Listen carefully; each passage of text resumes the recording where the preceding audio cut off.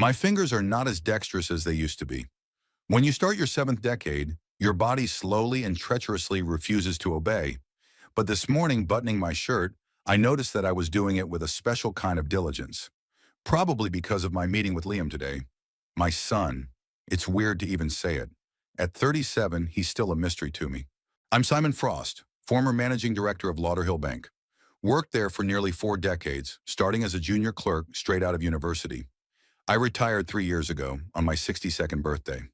I am now 65, and each new day reminds me that there is less and less time left.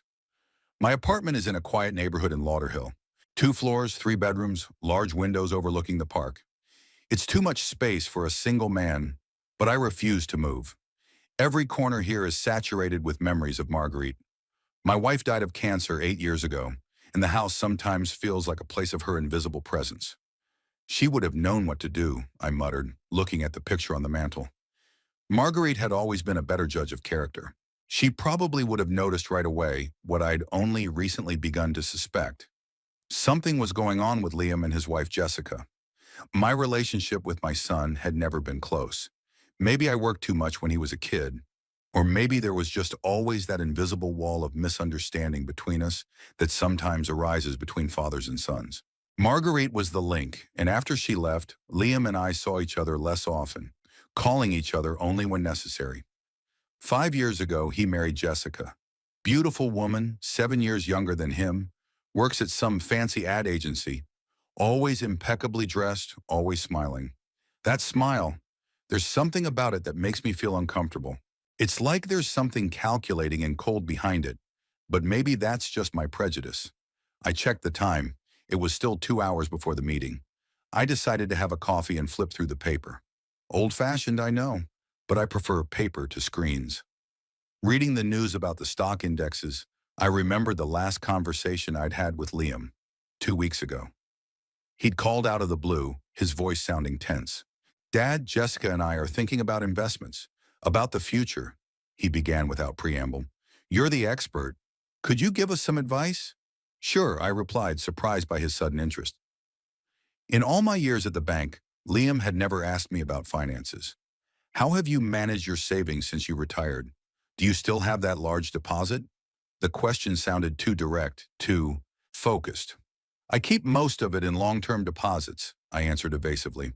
"Why do you ask?" "Just curious," he said quickly. "By the way, have you thought about updating your will? There are a lot of new legal nuances. I didn't pay much attention to it at the time, but after the call, I had a strange feeling. In 37 years of life, Liam had never shown any interest in my finances or will. And then came the surprise visit.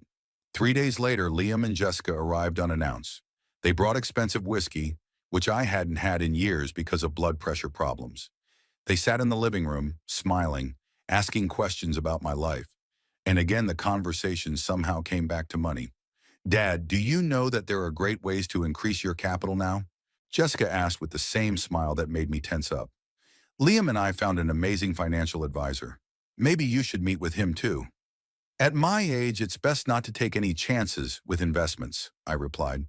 "I prefer stability." "But you don't keep all your money in one bank, do you?" she continued. "It's not wise. Diversification." "Jess, Dad can handle it," Liam interjected. I saw him squeeze his wife's hand lightly, as if warning her not to pursue the subject. But she continued, "Are your bank cards protected by modern security systems? You know, there are so many fraudsters nowadays." "It's okay," I replied. "I've been in the banking system for 40 years after all." "Of course," she laughed. "Sometimes I forget who you are. It's just that Liam and I are so worried about your safety." Then I noticed another oddity. For a second, when Jessica turned away, there was an expression on Liam's face of fear, anxiety, something uncharacteristic of him. It disappeared as quickly as it had appeared, replaced by his usual polite mask. After they left, I sat in my chair for a long time, analyzing our conversation. And the more I thought about it, the more I worried. Margarita had always said that I had an excellent instinct for insincerity. Years of working with bank clients had taught me to recognize falsity, and now that instinct was signaling danger. I didn't sleep well that night, And in the morning, I received a strange message from my former assistant, Emily, who still worked at Lauderhill Bank. Mr. Frost, sorry to bother you, but could you come to the bank? There have been some questions about your account. Emily never bothered me for nothing. I called her back, but she said she would prefer to discuss things in person. That visit to the bank was the first alarm bell. Ludwig Stern, my old colleague and current head of security at the bank, met me in his office. Simon, it's good to see you.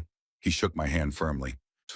Although the circumstances are not the most pleasant, what's this about? Yesterday, someone tried to remotely access your account information, he said, handing me a printout. The request was denied, but I'm concerned that some personal information was used that only you know. I looked through the paperwork. Maybe a technical glitch? No way.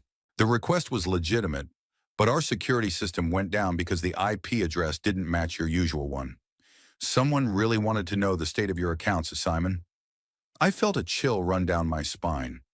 Do you have helpers at home? Ludwig asked. Does anyone have access to your computer? No, I live alone. What about relatives? Any of them might. I didn't let him finish his sentence, but a suspicion had already flashed through my mind. Liam, or Jessica, or both of them. Strengthen your defenses, I told Ludwig, and report any access attempts to me. On the way home, I remembered another strange episode. A month ago, Jessica had asked to use my computer while Liam and I discussed some family business in the kitchen. She'd explained it was a work emergency. I'd let her use it, not giving it much thought. Now I wondered what she was really looking for. And then there was another call from Liam, 3 days ago, an unusually long one, asking about my health, my future plans, and again the conversation somehow turned to money. Dad, I've been thinking. You never told me what you did with the house after Mom died, he said. I'm not about the inheritance. Just to know, the house is all mine, I said. Your mother and I jointly owned it. Oh, I see, Is it mortgaged now? The question sounded careless, but there was obvious interest in it. No, it's free and clear.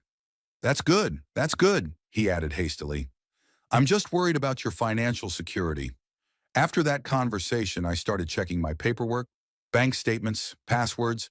Everything was in order. But the feeling of impending trouble never left me.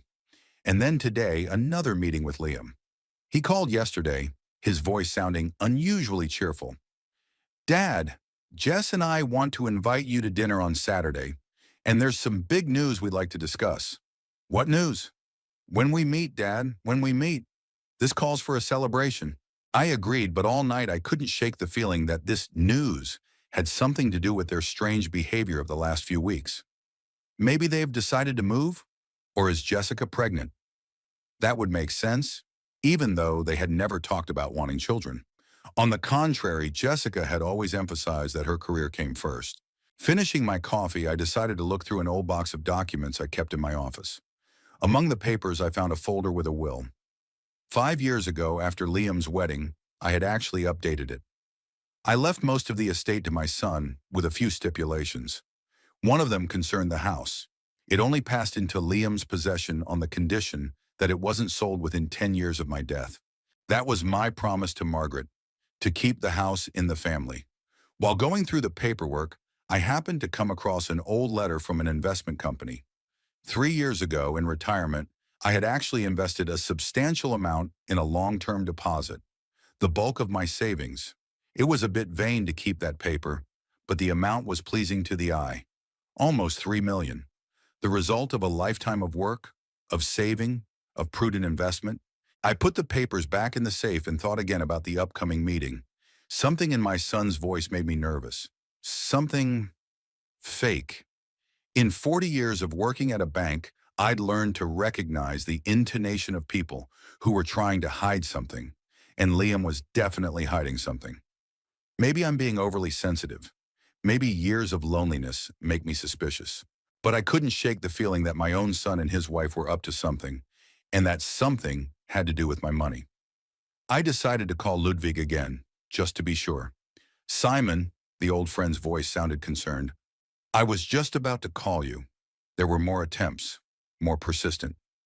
Someone is very keen to get detailed information about your accounts. And what did you tell them? Nothing, of course. But they used your personal information. Someone who knows you well is trying to access your money, Simon. I thanked Ludwig and hung up. Then I sat down in my chair and looked at my watch. It was an hour until the meeting with my son. The clock was ticking, counting down to the moment when I might learn the truth that would change our relationship forever. I arrived at the bank at 10 sharp.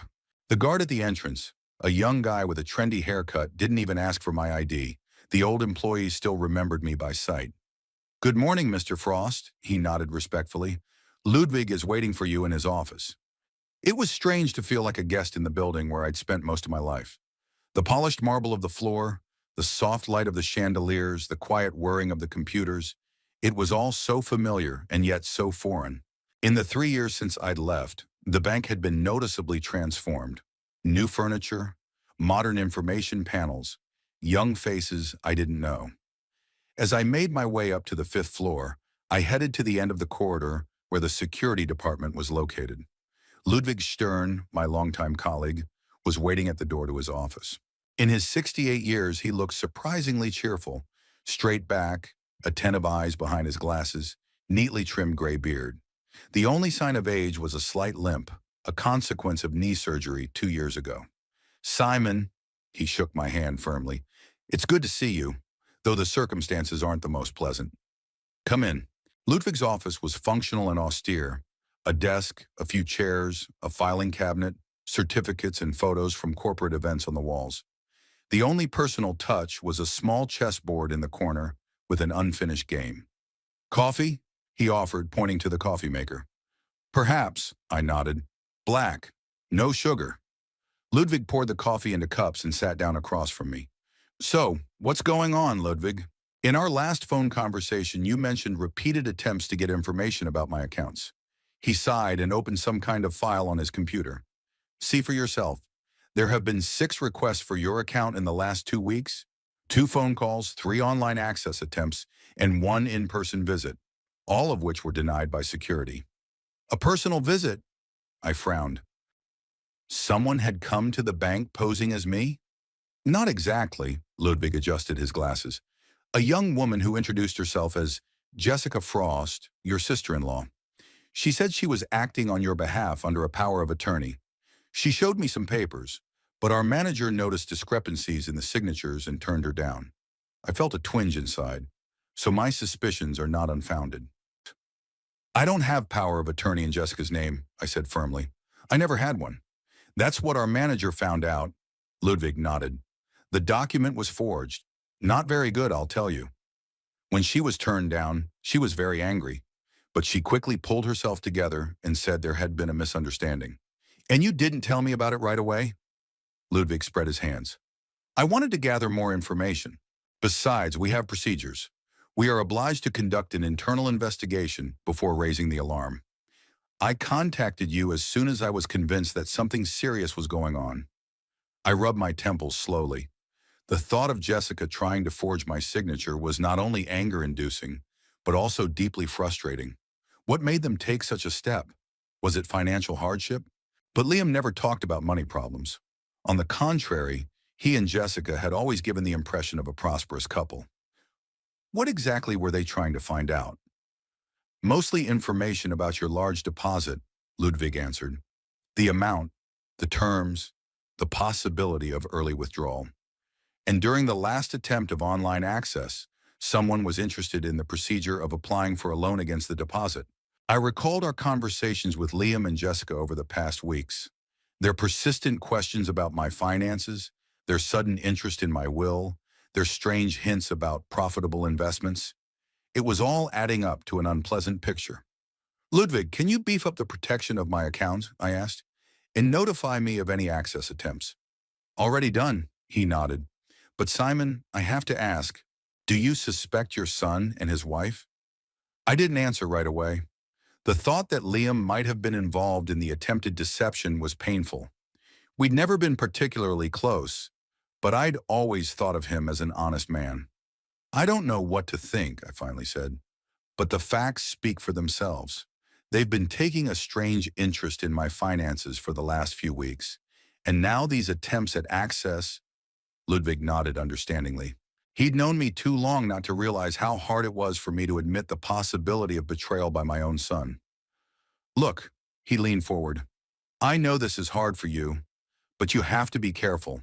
If they're really up to something, you have to be ready. For what exactly? I asked.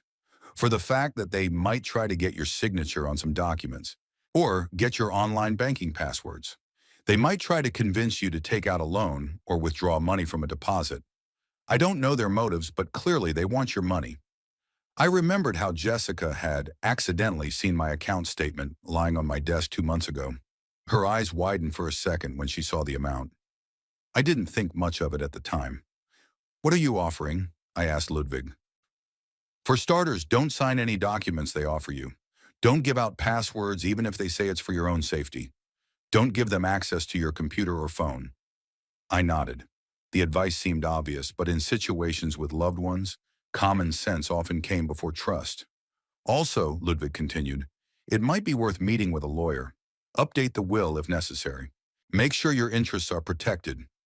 Do you think it's that serious? I don't know, he answered honestly, but it's better to be safe. You taught me that when I first joined the bank. I smiled involuntarily, remembering how young and inexperienced Ludwig had been 30 years ago. Now he was giving me advice, and it was sound. All right, I'll take action, I said, standing up. Thank you, Ludwig. You're welcome, he shook my hand. And Simon, be careful. If you need help, call me anytime. Leaving the bank, I didn't hurry back home. I decided to take a walk in the park nearby to clear my head. The day was cool but sunny. Young moms with strollers, retirees on benches, joggers on the paths. A common sight on a Saturday morning in Lauderhill. I sat down on a vacant bench and closed my eyes, exposing my face to the sun. Scraps of conversations I had had with Liam and Jessica over the past few months swirled around in my head. Small details that individually seemed insignificant, but together they formed a disturbing picture. 3 months ago, during one of the rare family dinners, Jessica had first brought up my finances. Haha, Simon, she always called me by my first name, never dad or father. You've surely provided well for your old age, haven't you? A man with your experience in banking? I'm not complaining, I replied evasively. But you don't keep all your money in one place, do you? She smiled her trademark smile that never reached her eyes. Diversification is the basis of security. Jess is interested in finance, Liam interjected then. How she's recently taken an investment course. Really? I looked at my sister-in-law with renewed interest. And what strategies do you prefer? She hesitated for a moment. Oh, a variety, depending on the client's goals. But for people your age, I'd recommend a conservative approach. Maybe you should review your investment portfolio. I could help. I remember being surprised at her sudden concern about my finances. But I chalked it up to her new hobby. Then there was that strange day when they arrived unannounced. Jessica walked around the house, ostensibly admiring the renovations. But I noticed her studying the furnishings with an appraising eye. Then she asked permission to use my computer. I need to check my email right away, she explained. I'm expecting an important message from a client. I allowed it without hesitation. She'd spent almost half an hour on the computer while Liam and I discussed his work in the kitchen. Now I wondered, what was she really looking for? Passwords? My account information? And 2 weeks ago, there had been that call from Liam with direct questions about my deposit. And today's news from Ludwig about trying to access my information at the bank. All this time, they were probably planning how to access my money. But why? Liam had never complained about financial difficulties. He worked for a successful technology company. Jessica worked for an advertising agency. They lived in a nice neighborhood, drove expensive cars, vacationed abroad. I remembered a conversation I'd overheard at Liam's birthday party 6 months ago. Jessica was talking to some friend in the garden, not noticing me behind the hedge. A house in Spain is at least 500,000, she was saying, plus a yacht if Liam insists. That's another 200. But I need startup capital for my business, so $1.5 million in total. Where are you going to get that kind of money? Her friend asked. Jessica laughed. We have a source. Let's just say a family reserve that's just waiting to be used wisely. I didn't relate to this conversation at the time. I thought it was about Jessica's parents or some kind of inheritance. Now it all made a whole new meaning. A house in Spain, a yacht, startup capital for a business, ambitious plans that required a lot of money. Funds they obviously didn't have. But I did. I felt anger rising inside.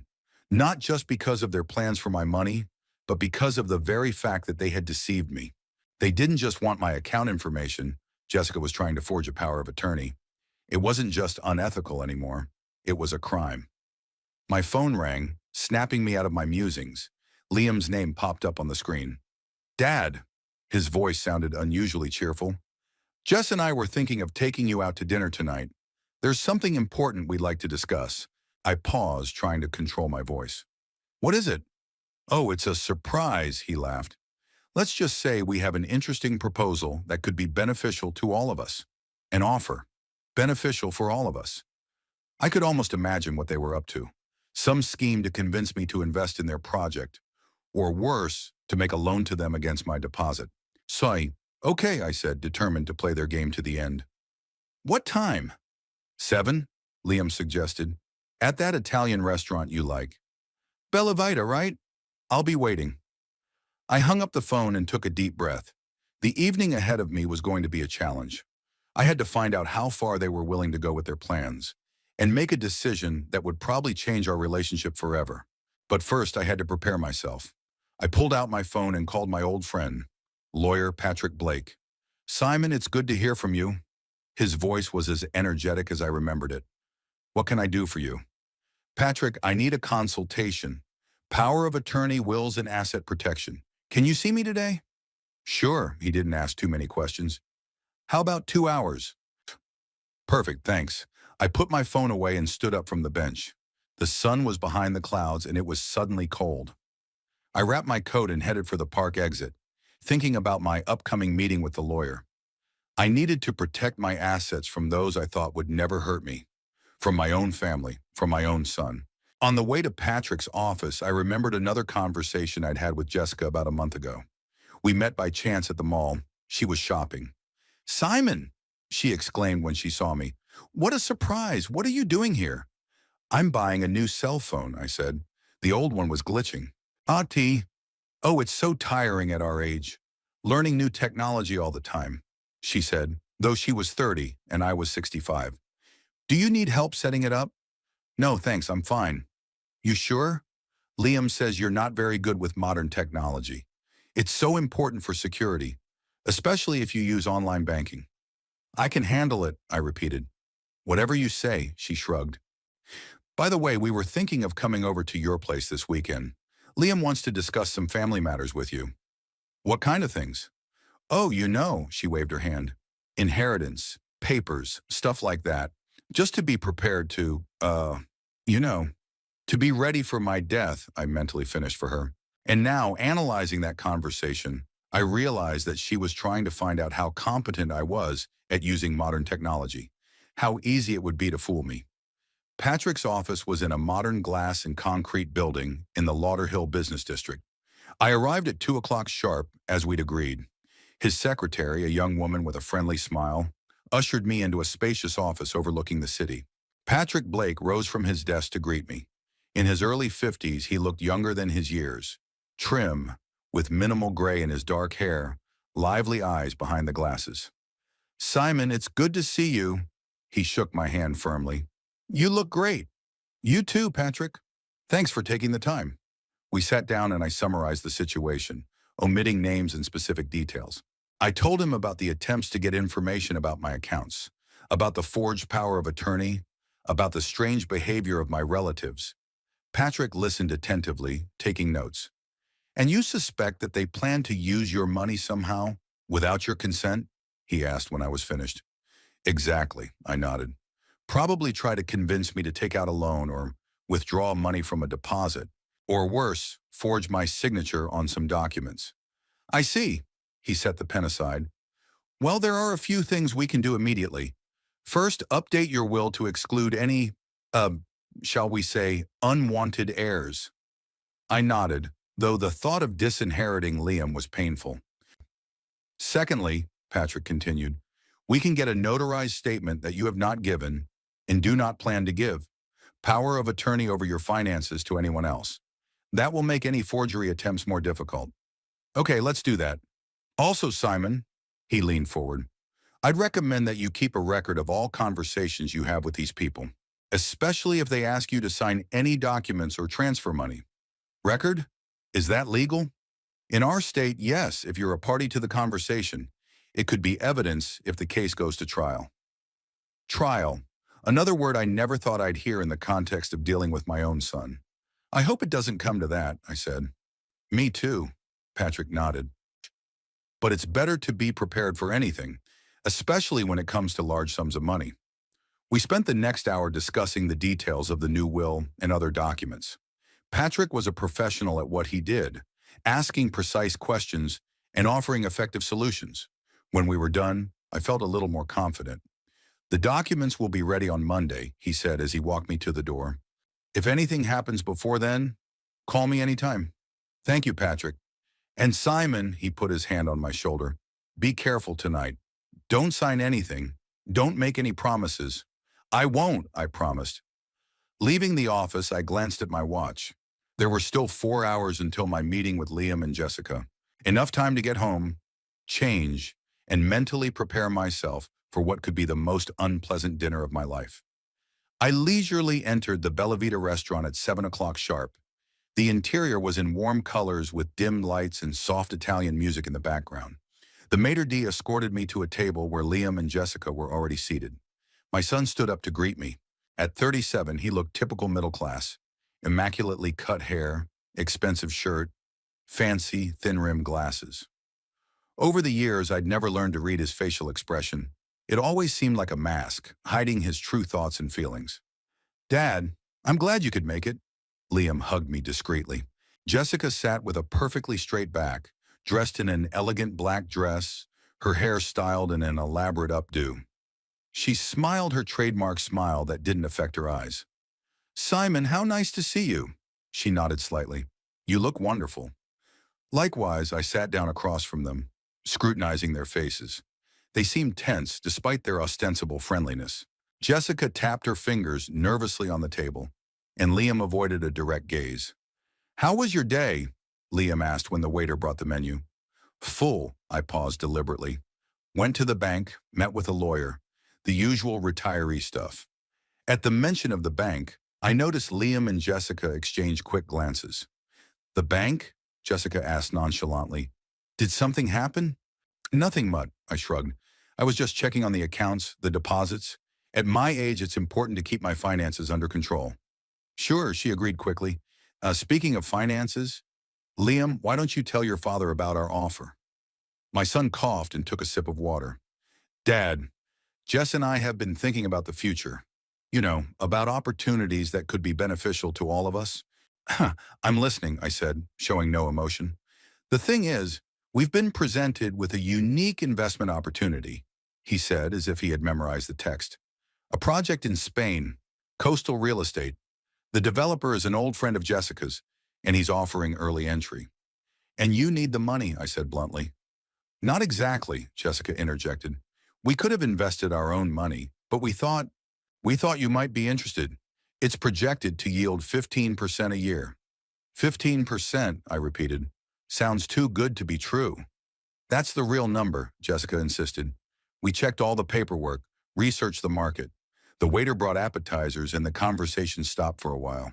I watched them, noting how nervously Liam fidgeted with his fork, how Jessica barely touched her food. How much do you need? I asked when the waiter stepped away. $1.5 million, Jessica answered without blinking an eye.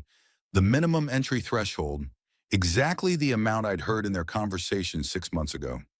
Not a coincidence. An elaborate scam. I don't have that kind of money, I lied calmly. Jessica exchanged a glance with Liam again. But your deposit, she paused, realizing she'd said too much. My deposit? I raised an eyebrow. How do you know about it? You mentioned it once, Liam cut in quickly. I don't recall. I set my fork aside. I certainly never mentioned the amount. There was an awkward pause. Jessica was the first to break the silence. Simon, let's be honest. We know about your large deposit. Almost $3 million is an impressive sum, and it's just sitting in the bank, earning minimal interest. And it's supposed to work for you? I was being sarcastic. For all of us, she insisted. It's family money. Why not use it for the benefit of the whole family? And how exactly do you propose to utilize it? I looked directly at Liam, ignoring Jessica. My son was clearly uncomfortable under my gaze. There are several options, he spoke slowly, choosing his words. You could invest in the project directly, or, or we could arrange a loan against your deposit. That was it. Finally, they revealed the cards. A loan, I repeated. In my name? Well, not necessarily, Liam said evasively. It could be in our names, but with your deposit as collateral. And you'd pay off the loan? Of course, Jessica exclaimed. From the profits of the investment, the plan is absolutely foolproof. I studied their faces in silence. Did they really believe I'd go along with it? Or did they just have no idea that I'd found out about their attempts to access my accounts behind my back? Liam, I turned to my son only. Do you realize you're asking me to risk all my savings for a questionable project in a foreign country? Dad, it's not a dubious project. He looked almost resentful. We've done our due diligence. Really? I raised an eyebrow. And who is this developer? Jessica's friend. His name is Ricardo Gomez, she interjected, a respected businessman with an impeccable reputation. So respected that you had to try to access my bank accounts without my knowledge? I said it calmly, without raising my voice. Their faces changed instantly. Jessica went pale, and Liam looked like he'd been punched. What? What are you talking about? He muttered. I'm talking about the 6 attempts to access my account information in the last 2 weeks. I looked him straight in the eye. About the forged power of attorney Jessica presented at the bank. The phone calls made in my name. Simon, you've got it all wrong, Jessica interjected quickly, but her voice was shaking. Really? I turned to her. Then explain to me exactly what I misunderstood. She opened her mouth but didn't say a word. Liam looked completely confused. Dad, it's not what you think, he finally said. What am I supposed to think? My voice remained calm. That my own son and his wife were trying to cheat me? Use my money for their own purposes? Forge my signature? We never, Liam started. Don't lie to me, I interrupted him. Ludwig Stern, the bank's head of security, showed me all the evidence himself, including a copy of the forged power of attorney. Jessica stood up abruptly. I need to use the restroom. She practically ran out of the hall. Liam and I were alone. He looked broken, staring at his plate. Why, Liam? I asked quietly. Why didn't you come to me directly if you needed the money? He looked up at me, and I saw a mixture of shame and fear in his eyes. It was Jess's idea, he whispered. She said you'd never agree willingly, that you'd have to find another way. And you agreed to deceive your own father? So, I didn't think it would go this far, he shook his head. At first it was just about getting information. Then it was about the loan. Jess assured me that the project was real, that we'd pay it all back with interest. And the house in Spain? A yacht? Startup capital for the business? I was listing items from a conversation I overheard. Was that part of the real project too? Liam looked shocked. How do you know that? It doesn't matter. I shook my head. Forsum, what matters is that you were planning to steal my money. And not just any money, everything I have. My whole life. Dad, I don't want to discuss this anymore. I stood up from the table. I've already taken action. All my accounts have been frozen for all but personal transactions. I've launched an internal investigation into the attempted fraud. What? He paled even more. Dad, you can't. It's already done. I buttoned my coat. I called the bank this morning and demanded a full investigation. They promised to involve the relevant authorities. But it's a criminal case, he mumbled. Exactly, I nodded. Attempted large-scale fraud. Jessica came back to the table, and I could tell from her tense face that she'd heard the last few sentences of our conversation. You won't do it, she said, looking at me. You won't press charges against your own son. I've already done that, I replied. The complaint was filed this morning. It was a lie. I hadn't filed any report, but I wanted to see their reaction, to see how far they were willing to go. You're bluffing, Jessica tried to keep her composure, but her voice shook. You'd never go against family? Family? I grinned bitterly. My family would never try to trick me. My family would never forge my signature. My family is Marguerite, and she died 8 years ago. Liam looked like I'd punched him. Dad, please, his voice shook. Let's talk. We can fix this. It's too late. I picked up my cane. Have a nice day. I turned and walked towards the exit, feeling their stares on me. As I walked out of the restaurant, I took a deep breath of the cold evening air.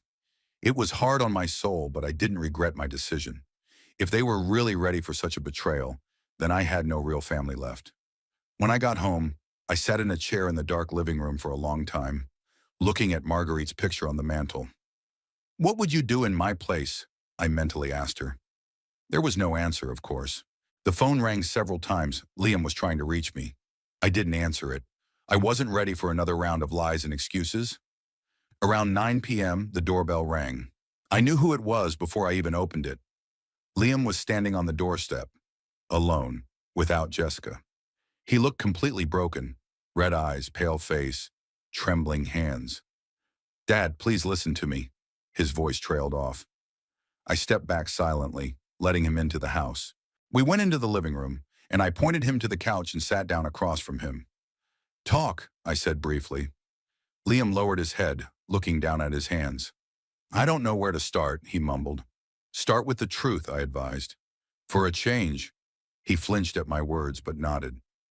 It all started 6 months ago.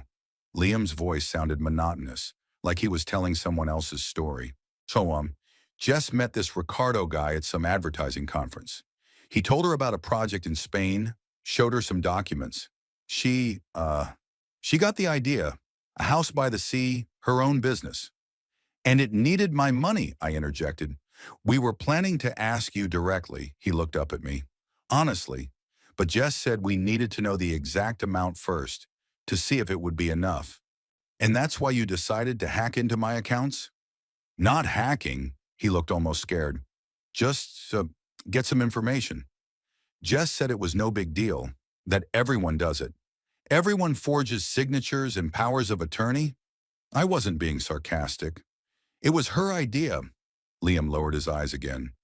When we found out the amount of your deposit, she said it was more than enough, that we could take out a loan and then pay it back from the profits, that you wouldn't even notice. What if the project had failed? If your respected businessman just disappeared with the money? Yeah, I hadn't thought about that, he admitted. Jess was so sure. And you always do what Jessica says? I asked. Even if it means betraying your own father? He didn't answer, only hunched harder on the couch. In the dim light of the floor lamp, he looked much older than his years. Dad, he whispered at last. It was Jess. She insisted. I never would have gone through with it on my own. Don't shift the blame, I cut him off. You're a grown man, Liam. You made your choice. I know, he suddenly started sobbing. I know, and I'm so ashamed. Dad, I'll make it up to you, I swear. Just withdraw the application, please. I looked at him for a long time. This grown man who cried like a kid caught stealing candy. Only it wasn't candy, it was $3 million, all I had. I haven't applied, I finally said. Not yet. He looked up at me with tear-stained eyes that held a glimmer of hope. You have? Yes, but I'm freezing all the accounts, and I'm updating the will. You're not getting another dime of my money, Liam. Ever. He nodded as if he'd been expecting it. I understand, he whispered. I deserved it. You're not the only one, I sighed. Where's Jessica? At the hotel, he wiped away his tears. We had a fight after the restaurant. She says we have to leave, that you're bluffing and you won't prosecute us. What do you think? I know you, Dad, he said, his voice firm for the first time all night. You always keep your promises. We sat in silence for a few minutes. It began to rain outside the window, the drops tapping against the glass, creating a strangely soothing rhythm. What's going to happen next? Liam finally asked. I looked at him and saw not a 37-year-old man, but a little boy I'd once taught to ride a bike. The boy who had cried at his mother's funeral. A boy who had gradually become a stranger to me. I don't know, I answered honestly. Aunt, but I do know that our relationship will never be the same. I understand, he lowered his head again. But Dad, I'm really sorry, and I'm ready to make it right. Anything. It's not about fixing it, Liam. I shook my head. It's about trust. You broke it. It's going to be very hard, if not impossible, to rebuild it. I know, he looked completely broken. But I have to try, for both our sakes. I didn't answer. I wasn't sure if we still had that both, that we were still a family. You better go, I said finally. It was getting late. Liam stood up, looking at me hesitantly. Are you going to call me? I don't know, I was honest. I need some time. He nodded as if he'd expected that answer. I understand. Just know that I'm sorry. I really am. I walked him to the door. When Liam was on the doorstep, he turned around. Dad, what did you mean at the restaurant? Those words that made me go pale? What did you say? You said you'd already taken action, that you had called the bank and demanded an investigation? He looked me straight in the eye. Is that true? I held his gaze. Yes, I did call the bank. And yes, I demanded a freeze on all my accounts except my personal ones. Ludwig promised to increase security measures and check all recent inquiries. But you haven't filed a police report? Not yet, I paused. But Liam, if there's one more attempt to access my money without my knowledge, I will, without hesitation. He turned pale but nodded. I understand. One more thing, I added. Tool. Tell Jessica that if she thinks I'm bluffing and won't go against the family, she should remember that I'm the one who's been in the banking system for 40 years. I have enough connections and determination to protect what I own, even from my own son. Liam nodded again without saying a word. Then he turned and walked out into the rain without opening his umbrella, as if he didn't even realize he was soaking wet. I closed the door and went back into the living room. I sat down in my chair and stared at Marguerite's picture for a long time. What did I do wrong? I asked her mentally. Where did I go wrong with our son? There was no answer, of course. Only the rain pounded on the windows and the clock on the wall ticked, counting down the minutes of the new reality in which I was all alone. The morning was overcast. I woke up earlier than usual, feeling the weight of last night's conversation with Liam. Looking out the window at the gray sky, I thought about what had happened and what I had to do today. After Liam left, I couldn't sleep for a long time. His words about it all being Jessica's fault were rolling around in my head. Sure, it was convenient to pass the blame on to others. But I knew my son too well. He'd never been a wingman. His gentleness always masked determination and stubbornness, traits he'd inherited from me. I made myself a coffee and sat down at the kitchen table with my laptop. Over the past few days, I'd gathered a lot of information about Liam and Jessica's actions. Ludwig had forwarded me copies of all the requests the bank had received on my behalf. In one of them, I recognized Liam's handwriting. He'd always written the letter P with a distinctive curl, just like Marguerite had taught him. Then there was that strange activity in my online banking that security had picked up 2 weeks ago. I decided to do my own investigation then and installed a program on my computer that recorded all activity.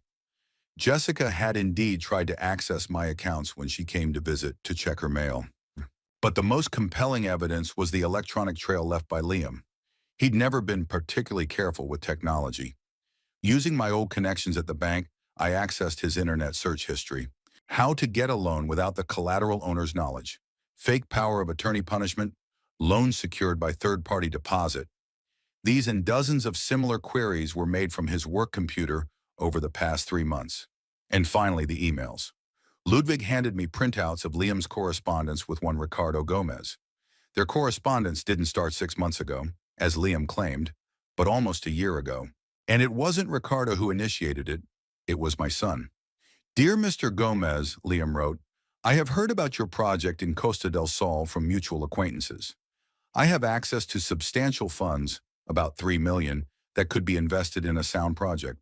However, there are certain difficulties in obtaining them, since formerly they belonged to my father. I gathered all these materials into one folder. Today, Liam had to see that I knew a lot more than he'd realized, that his tearful apologies and attempts to blame it on Jessica wouldn't fly. The phone rang at 9:01 a.m. sharp, Liam's number. I didn't answer it, instead sending a text. Come over at 11. We need to talk. Alone without Jessica. The reply came almost instantly. Okay, I will. I spent the remaining 2 hours going through old photo albums. Pictures of Liam as a child, with Marguerite at school parties. A boy with an open smile and curious eyes. When did he change? At what point did money become more important to him than family and honesty? The doorbell rang at 11 sharp.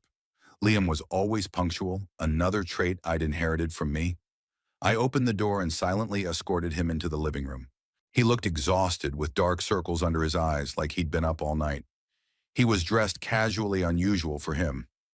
Dad, he began as soon as we sat down, I want to apologize again for... I held up my hand, stopping him. Don't, Liam. I didn't call you here to apologize. Then what did you call me for? There was a flicker of concern in his eyes. For the truth, I picked up the folder from the table. The real truth, not the version you told me yesterday. He swallowed nervously but didn't say anything. You said it was Jessica's idea, I continued, that it started 6 months ago, that you never would have gone into it on your own. Yeah, that's lies. I calmly placed the printout of his correspondence with Ricardo Gomez in front of him. Here, a letter from you, dated October 14th of last year. That's almost a year ago, Liam. And it was you who initiated it, not Jessica. He turned pale as he looked at the printout. Where did you get this? It doesn't matter, I shook my head. What matters is that you've been planning this for almost a year, purposefully looking for a way to get access to my money. That's not true, he looked cornered. I was just, exploring options. Exploring opportunities? I wasn't being sarcastic. Here's a list of your search terms for the last 3 months. How to get a loan without the collateral owner knowing. Power of attorney forgery penalty. Very informative reading. Liam clenched his fists, his face contorted. Were you following me? No, Liam, I was protecting myself, I held his gaze. After I saw the first signs that you and Jessica were up to something. And what were those signs? Succor me. There was anger in his voice. Your strange questions about my finances. Your sudden interest in my will. Jessica's attempts to access my computer. And of course, those 6 attempts to access my bank accounts. He looked away, unable to bear my gaze. What do you want me to say, Dad? Yes, I've been looking for information. Yes, I contacted Ricardo before I told you. So? I want to hear the truth, Liam. Why? Why did you choose to trick me instead of just asking? He turned sharply and I saw something new in his eyes. Not shame or remorse, but a lingering resentment. Ask! He almost spit it out. Are you serious? When was the last time I asked you for something and got it without a lecture about how hard you worked for your money? His words hurt me, but I tried not to show it. If you wanted money, you could have said so directly. We could have discussed it like adults. It's not about the money, Dad. He shook his head. Or rather, it's not just about money. Then what is it about? Liam took a deep breath, as if gathering his strength. All my life I'd heard you talk about how proud you were of your accomplishments, how you built a career from scratch, how you earned every penny, how important it is to be independent, not to ask for help, he said with growing bitterness. And you know what I felt? That I could never live up to your standards, that I wouldn't always be good enough. I was silent, stunned by his sudden candor. You were always so busy with your bank. Your career, Liam continued. Remember my graduation? You showed up for half an hour, took a few pictures, and drove back to work. Do you know what that looked like to a kid?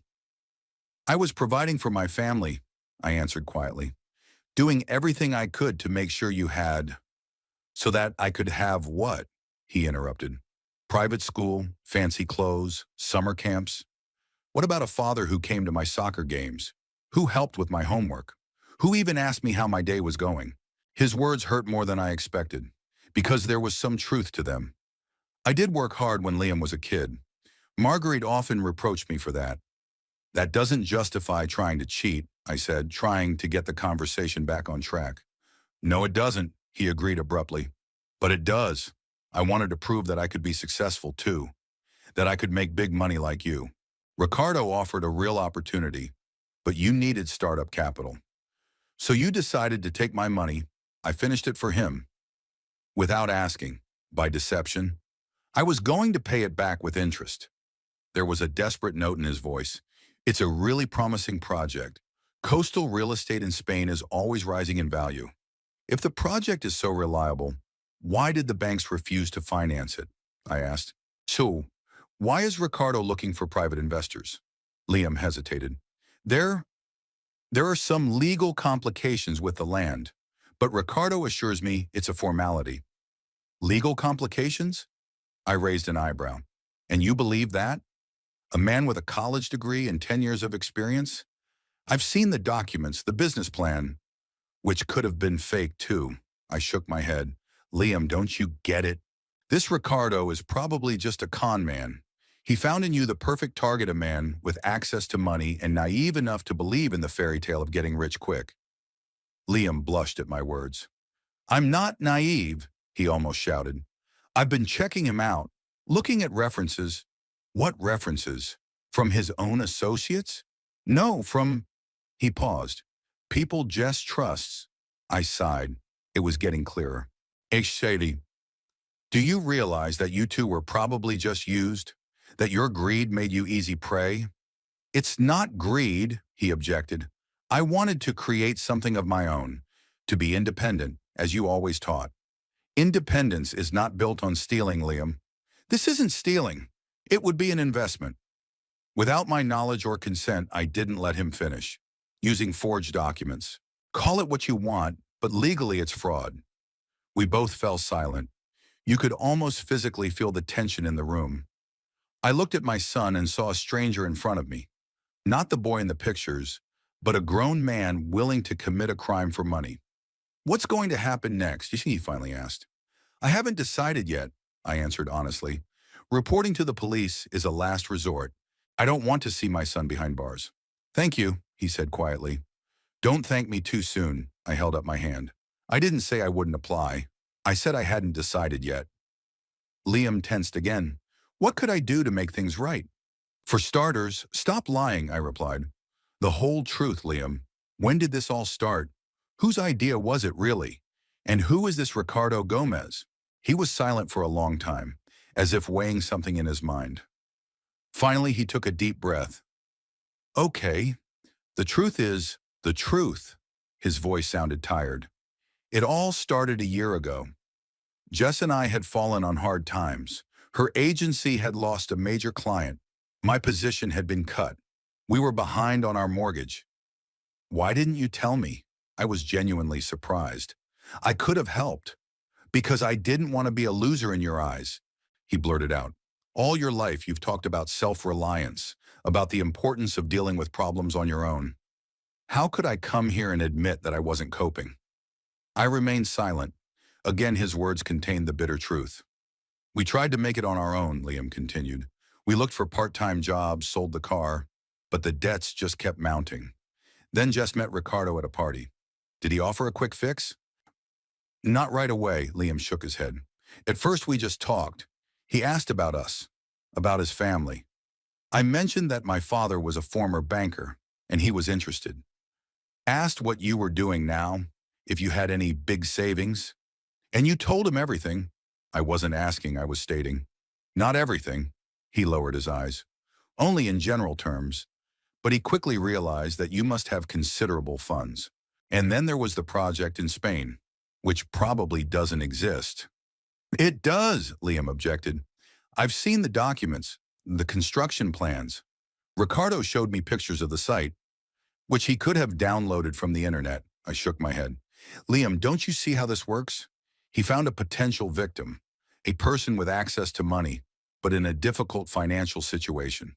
He gained their trust, created the illusion of solving all their problems. You don't understand, Liam said stubbornly. Ricardo is a respected businessman. He has connections in Spain, contacts. And where is he now? I interrupted. Can you get in touch with him right now? Liam hesitated. He's in Barcelona. He's in negotiations. Call him, I demanded. Right now. I can't right now. He has meetings. Of course, I grinned bitterly. He always has meetings when he has to answer uncomfortable questions. You're wrong, Dad, Liam looked hurt. Ricardo is real. The project is real. Okay, let's say I decided to change tactics. Then why didn't you go the standard route?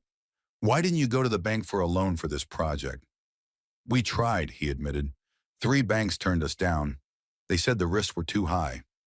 And that didn't make you think twice? It did, Liam agreed abruptly. I was starting to have doubts. But Jess, she was so excited about it, said it was our only chance to get out of debt, to start a new life. And you agreed to cheat on your own father for that chance? He was silent, his head down. I saw his shoulders slump, as if under the weight of realization. When did you decide to forge the power of attorney? I asked after a pause. It was Jess's idea, Liam answered quietly. About a month ago, when it became clear that you wouldn't agree to invest in the project voluntarily. And you didn't object? I did, he looked up. Said it was getting out of hand. It's one thing to convince you to invest and quite another to forge documents. But he finally agreed. Yeah, his voice shook.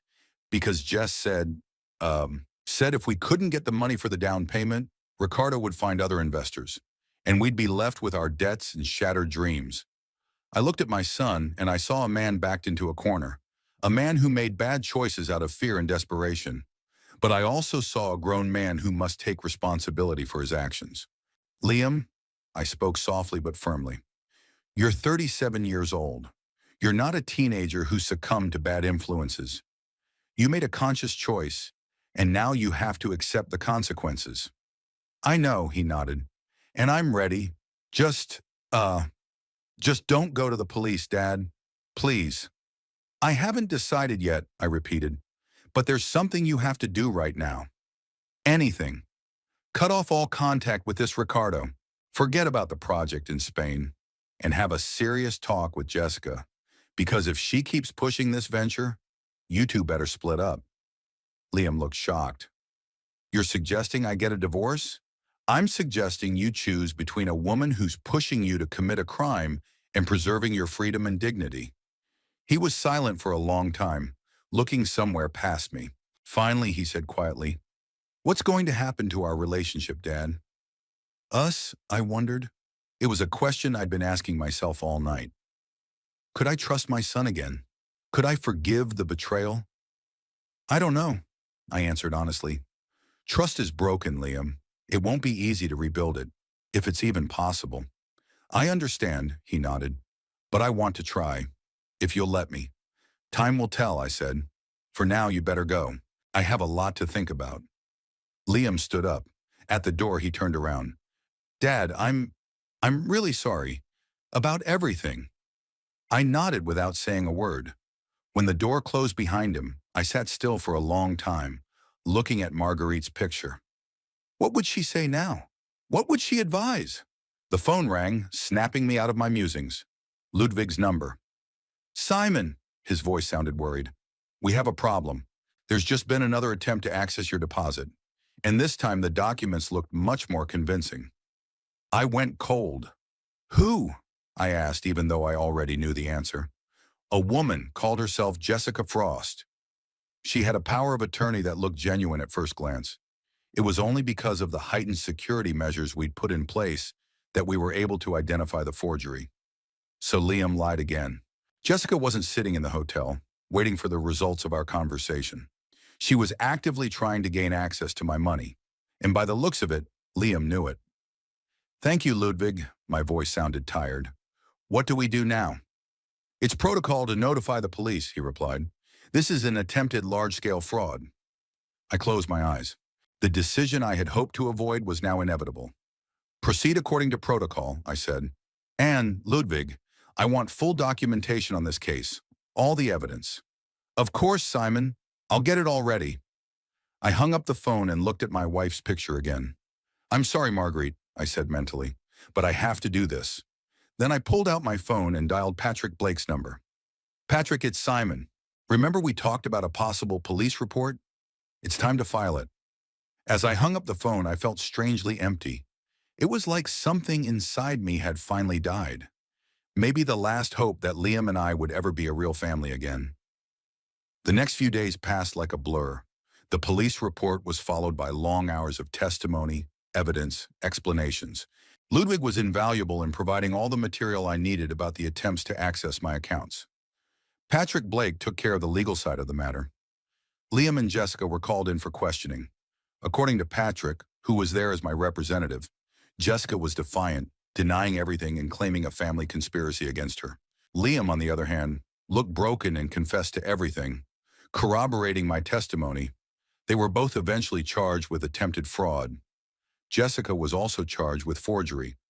Patrick said that given all the circumstances and my family ties to the defendants, the case would probably end with probation and heavy fines, but the stigma of a criminal record would stay with them forever. I felt no satisfaction from this, only deep, overwhelming fatigue and disappointment. My own son. How did we get to this point? On Friday night, almost 2 weeks after that ill-fated dinner at the restaurant, I sat in my living room, staring at the burning fireplace. On my lap lay an old photo album of family snapshots, a young Marguerite with baby Liam in her arms. Our first vacation together when our son was 5. His graduation from elementary school. I stopped at this picture. Liam, wearing a ridiculous graduation cap, smiling through his mouth, showing off his first significant school success. And next to me, in a suit, with a strange smile, clearly in a hurry to get somewhere. I even remembered where, an important client meeting I couldn't miss. It's only elementary school, I told Margarita at the time. We'll have many more graduations to come. She tried to explain that for a child, every such event is unique and important, that my presence meant more to Liam than all the presents in the world. But I wasn't listening. Work always came first, and it had been that way for years. Missed sporting events, parent-teacher conferences, birthdays. There was always something more important, a higher priority, and when I had free time, I was often too tired to really participate in my son's life. I turned the page. Another graduation, already from high school. Liam is 18, and his smile isn't so open anymore. In this picture, I stood a decent distance away from him, as if we weren't father and son, but casual acquaintances. Again, I remembered that day. I had missed the graduation ceremony, only making it to the photo shoot afterward. Liam didn't say a word of reproach, but his eyes, there was such pain in them that even now, 19 years later, I felt a prick of conscience. I was providing for my family. I repeated my usual excuse again mentally, but it sounded increasingly hollow. Yes, I was providing for them financially. Expensive school, fancy clothes, prestigious college for Liam, everything money can buy. But I didn't give them the time, the attention, the involvement, and that's what makes a real family bond. The phone rang, interrupting my musings. Patrick Blake's number. "Simon, sorry for the late call." His voice sounded serious. "There's an update on the case. Jessica's agreed to a plea bargain. She'll testify against one Ricardo Gomez and his associates in exchange for reduced charges." "And Liam?" I asked. "He's cooperating with the investigation too," Patrick replied. "But in his case, the situation is more complicated. He insists that he really believed in the legitimacy of the project, that Gomez and Jessica manipulated him." "You believe that?" My voice sounded tired. "Honestly? I don't know," Patrick sighed. "His testimony is contradictory. Sometimes it seems that he really was a victim of deception. Other times it's like he was actively involved in the scam." I thought back to the correspondence between Liam and Ricardo that Ludwig had shown me. The first letters, written almost a year ago. They didn't seem like the messages of a man being manipulated, more like the messages of an active participant in the scheme. "What happens next?" I asked. "The police are trying to reach Gomez, but so far without success. It looks like he's already left the country. As for Liam and Jessica, we should have a decision in a month and a half. Given their cooperation with the investigation and the fact that the crime was not completed, they will probably get suspended sentences." I thanked Patrick for the information and hung up. Then I sat for a long time, staring into the fire and reflecting on my life. Liam wasn't the only one who had made mistakes. I'd been far from a perfect father too. Maybe if I had spent more time with my son, if I had really been involved in his life, things would have turned out differently. Maybe he wouldn't have grown up to be a man willing to commit crimes for money. Maybe there would have been a real connection between us that would have helped him trust me instead of finding ways to cheat me. But it was too late for that kind of thinking now. What was done was done. I couldn't change the past, but I could decide how to proceed. I closed the album and walked to the window. It was raining outside, the drops tapping against the glass, creating a measured, soothing rhythm. The city was drowning in twilight, the lights of the street lamps reflected in the wet asphalt. At that moment, I made a decision. It had been ripening in me for days, but only now it was finally taking shape. I pulled out my cell phone and called Patrick. "Show's knocking on." "Again, I'm sorry to bother you," I said when he answered, "but I need your help. I want to change my will completely." "Of course, Simon," I could hear the understanding in his voice. "What changes do you want to make?" "To disinherit Liam," I said firmly, "and prepare the documents for a charitable foundation." "A charitable foundation?" Patrick interjected. "That's a big decision. Had you given it a lot of thought?" "Yes, I was absolutely sure. A fund to help disadvantaged children, to pay for their education." "Okay," Patrick didn't argue. "I'll draw up the paperwork. But Simon, are you sure about Liam? Total exclusion is a harsh measure." I thought about it. Indeed, total disinheritance seemed too harsh. Despite everything that had happened, he was still my son. "Suppo, all right, leave him the apartment where they live now," I decided, "but on the condition that he couldn't sell or mortgage it for 10 years, and a small amount of money in the account, say 50,000. The rest will go to the fund." "I see." Patrick's voice sounded thoughtful. "I'll have the documents ready by Monday." I thanked him and ended the conversation. Then I returned to the fireplace, looking at the burning embers. Strangely, the decision I'd made was a relief.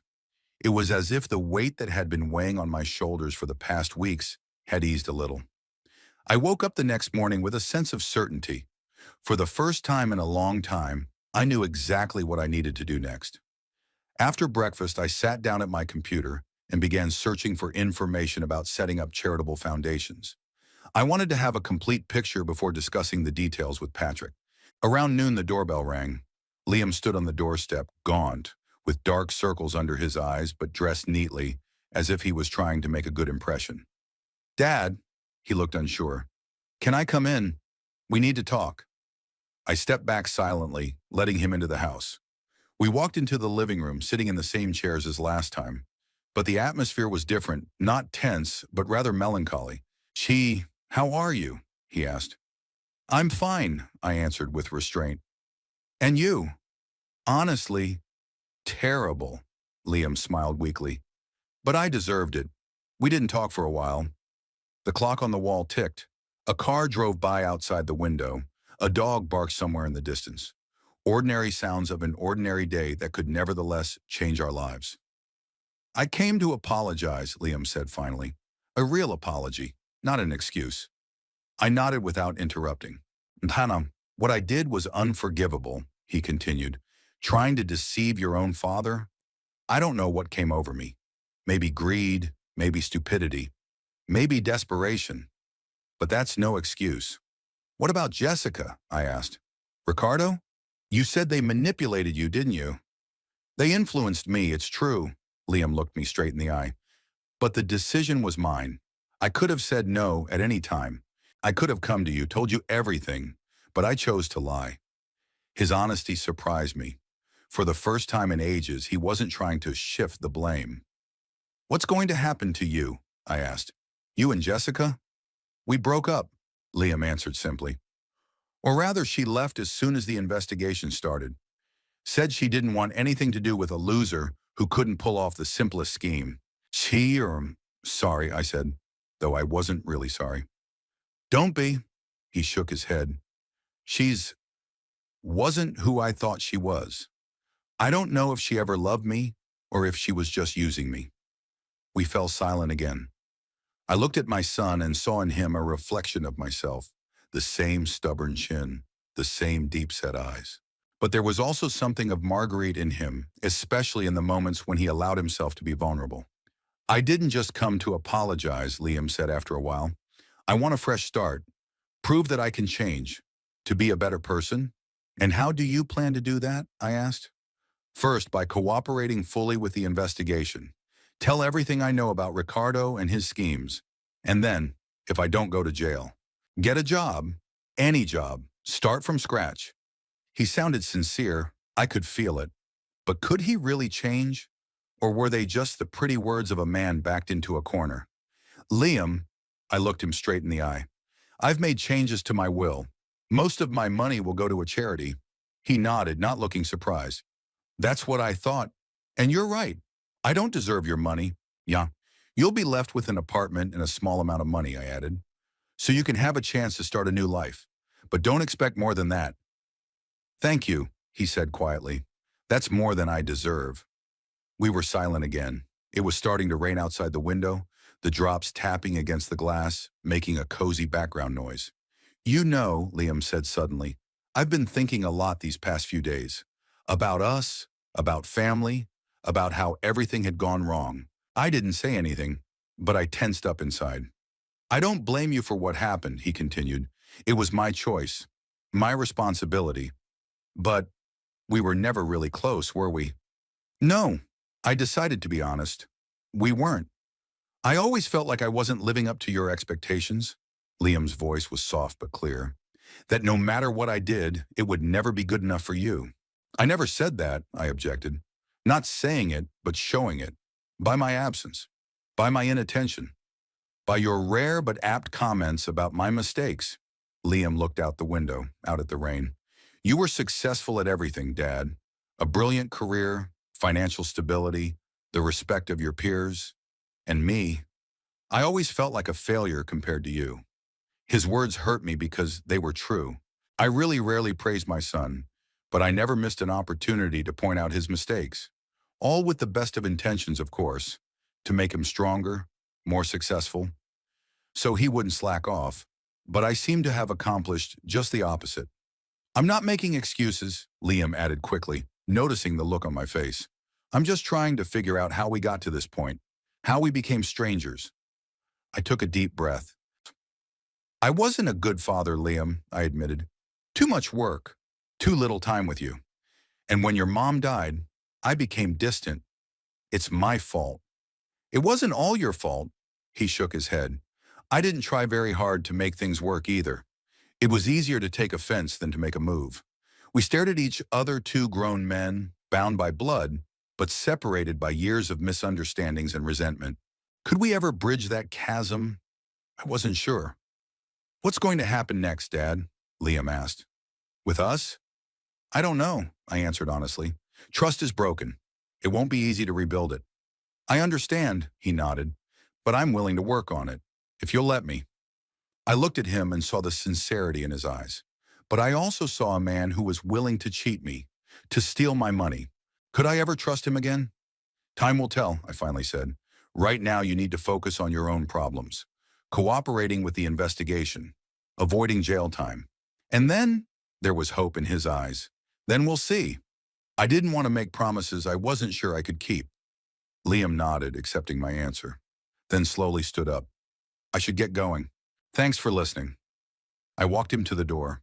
On the threshold, he turned around. You know, Mom always said that despite your outward sternness, you had a good heart. I hope she was right. With those words, he left, leaving me alone with my thoughts. I went back into the living room and sat in the chair, staring out the window at the rain. Liam's words about Margaret had hit something deep inside of me. She really had always seen the best in me, even when I didn't see it myself. Maybe it was time to take an honest look at myself, about my life, my decisions, my relationships with people. I spent the rest of the day thinking about it, going through old photos, letters, remembering conversations with Marguerite, moments in Liam's life. And slowly I began to realize how much I'd missed. How many important things I'd missed while chasing success and financial stability. By evening, I'd made another decision. I took out my cell phone and dialed Patrick's number. The changes to the will still stand, I said when he answered. But I want to add one more condition. Liam will have access to half of the remaining funds if he is actively involved in the foundation for 5 years. Not as an executive, but as a volunteer. Sacrosanctum. That's an unusual condition, Patrick said thoughtfully. But it can be included. Are you sure? Yes, I was absolutely sure. I want to give him a chance. Not to get money, but to change himself.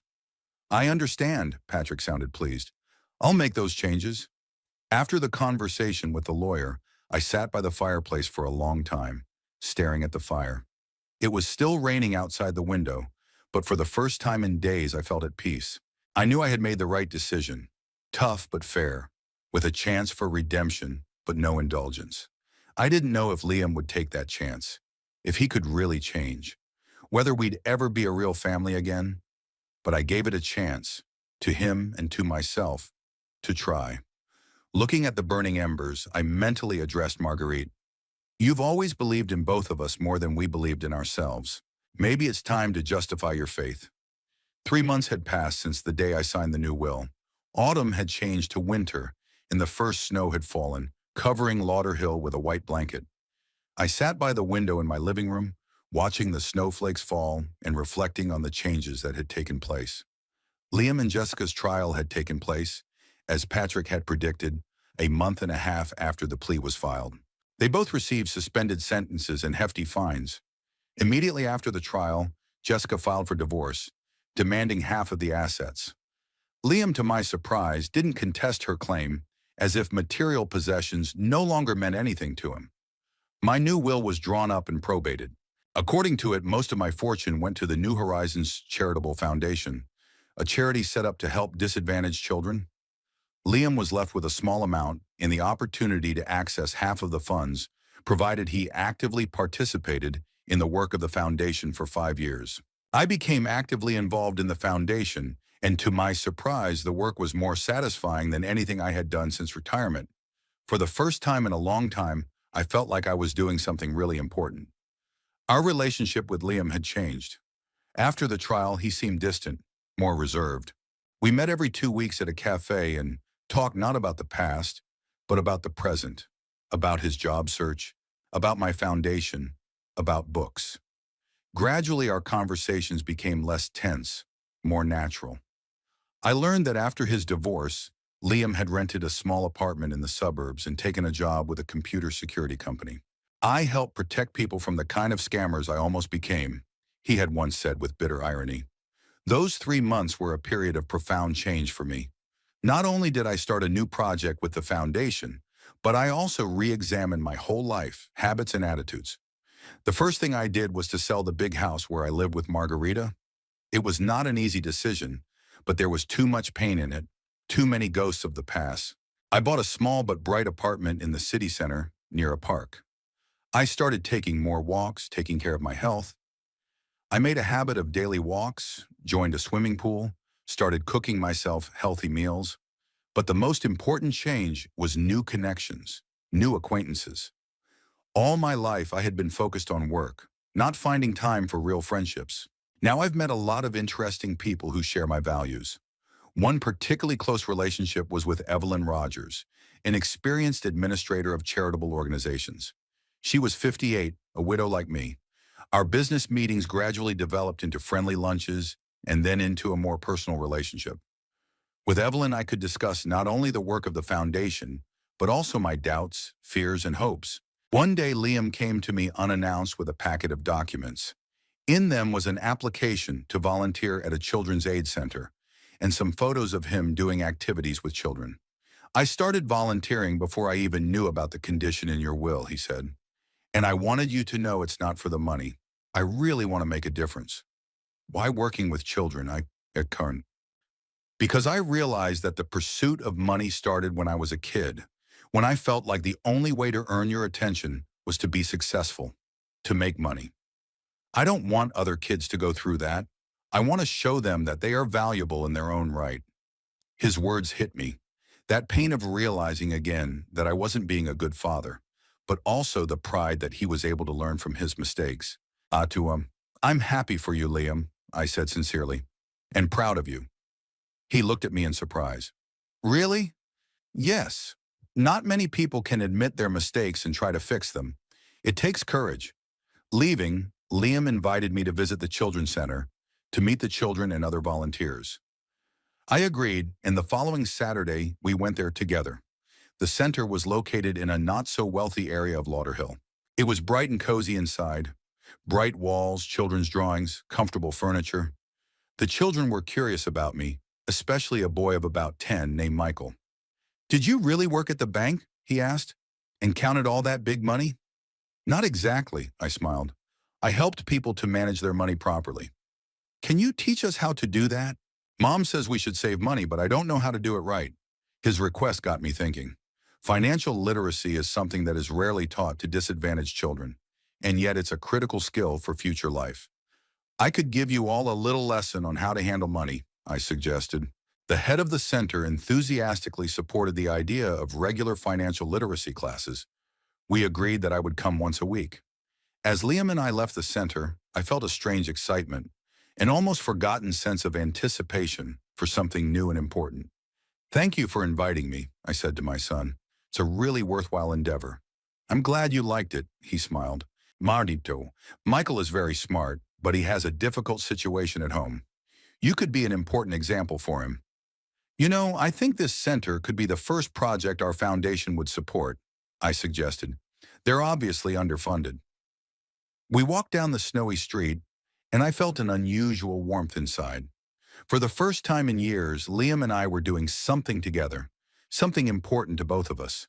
In the evening, I called Evelyn and told her about my visit to the center, about the idea of making him the first ward of our foundation. We arranged a dinner to celebrate this endeavor. The restaurant was elegant, with dimmed lights and live music. We talked about the foundation, about the children's center, and then the conversation turned to more personal topics. "You know, Simon," said Evelyn, "I never thought that at my age things could be like this." "Like this?" I asked.